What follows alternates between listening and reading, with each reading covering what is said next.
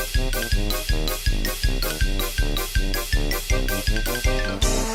Ryan. Hey guys, how you doing? Hey, what are you making, man? I am making a coffee table. Uh-huh. It's from a live edge piece of maple. Okay, with, maple, that's what I was gonna ask. Yeah, maple legs, and then because the slab had some warp and some cracks, it has to have some butterfly joinery. Yeah, I saw you, maybe it wasn't even this piece, you were doing something else with butterflies recently too, right? Yeah, again, it was a piece that was very cracked, but I like the figure of the wood. Yeah. So in order to keep it, I had to make a mechanical fastener. Uh-huh. And it's also filled with epoxy. Yeah, I see that. So, but I don't feel that epoxy is necessarily strong, and I want something mechanical there to hold the actual piece together. What kind of epoxy do you use? I typically either use DevCon or Loctite if I want a 5-minute epoxy, and the series system if I'm doing something bigger and I want it to really last a long time. It's more of a marine grade type epoxy. And is all this, you didn't use the shop out or anything, like this is hand cut? This is all hand cut, yeah. Now I did use the table saw, for instance, for the legs, and I used that to make the tenons on the legs. Yeah, these are interesting. So is this a different species of wood in here? Actually, yes.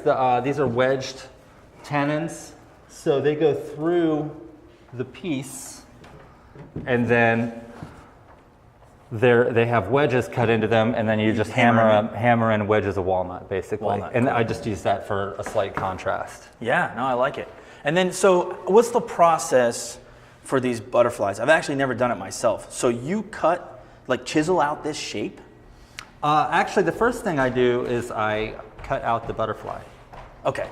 And so I decide where they're going to be out of what piece of wood and where the figure is going to be. So these are actually, if you take a look, these are out of some spalted maple. So I just kind of, which isn't necessarily the best pick for a super strong wood, but I was kind of going for figure a little more than strength, and the strength of this is plenty. Oh, right. And basically, you figure out where you want the butterflies to be, what you want them to look like, and then where you need them to be on the piece.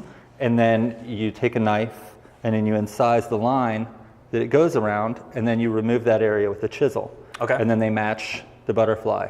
So, I mean, these don't necessarily have to be butterfly shaped. They could be anything shaped. Oh, right. And since you would be tracing that shape with the knife, when you remove it, it'll just fit right in. Oh, interesting. It's fairly easy, and it's much easier actually to do by hand than it would be to do with a machine. It's funny because it definitely looks like it would be hard to do by hand. I look at this and I think, oh, how did you get such a tight fit? Yeah, it would actually, it's actually really, really easy. Yeah. I mean, if you can, craftsmanship is one of those things that's just being able to draw a line by any means you can, and then follow the line by any means you can. Sometimes I think of things as like being a professional is knowing when accuracy matters. Sure. So sometimes it's like, oh, I need to cut this.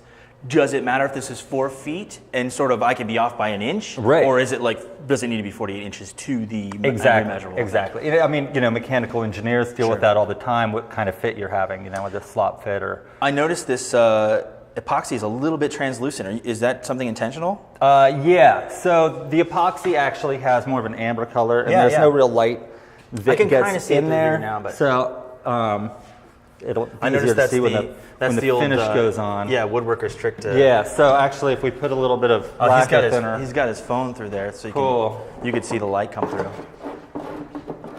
Zach, the cameraman.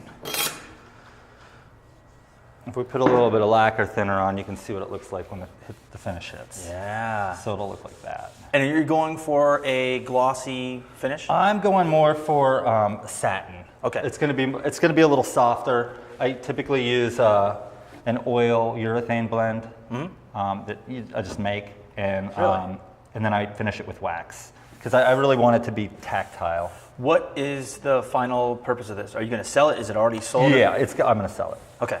So you don't have anyone lined up for Not this? yet. You just made something that you thought was cool? Absolutely. That's awesome. All right, thanks a lot, man. All right, thank you very much.